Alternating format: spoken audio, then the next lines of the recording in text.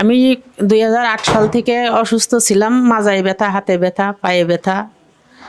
হাতে ব্যথাটা বেশি ছিল, ডান পা অবশ ছিল। আল্লাহর রহমতে ডান পাটা এখন ভালো, হাতও এখন মুট করতে পারছে, মাজার ব্যথাটাও কম। শশী হাসপাতালে ট্রিটমেন্ট নিয়ে আলহামদুলিল্লাহ অনেক ভালো আমি। তবে আমি আমার ছিল ডান পায়ে সমস্যা, আর মাজায় সমস্যা, আর হাতে নিচেই বসতে পারতাম না। আলহামদুলিল্লাহ এখন আমি নিচেই বসতে পারছি। এই জন্য বহুত ডাক্তার দেখাইছি, ব্যাঙ্গালোরে পর্যন্ত গেছি আমি। ডাক্তাররা সবাই অপারেশনের কথা বলতো।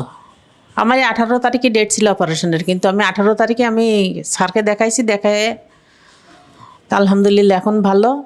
আমার ভাবি ছিল প্যারালাইসিস, স্ট্রোক করে প্যারালাইসিস হয়েছিল ভাবির, যে আমার ভাবি আলহামদুলিল্লাহ এখন ভালো। ওই জন্য আমার ভাইয়া ভাবি সবাই বললো যে আপনি ওইখানে যান, যে এতে ট্রিটমেন্ট নেন শশী হাসপাতালে। আগে ওষুধ তো দিন 8টা করে, তার উপরেও খাওয়া লেগেছে। এখন আলহামদুলিল্লাহ ওষুধ খাওয়া লাগছে না। আমার কাছে খুব ভালো লেগেছে আলহামদুলিল্লাহ। সবাই সেবা যত্নেই খুশি, কোনো সমস্যা পাইনি আমরা।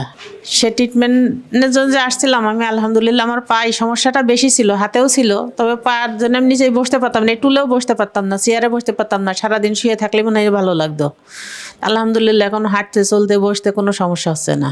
আমার অনুভূতিটা খুব ভালো লাগছে আলহামদুলিল্লাহ। আমি যে বসতে পারতাম না, এটাই আমার বেশি কষ্ট ছিল। আমি এখন যে বসতে পারছি, এটাই আমার আল্লাহর কাছে লাখ লাখ শুকরিয়া।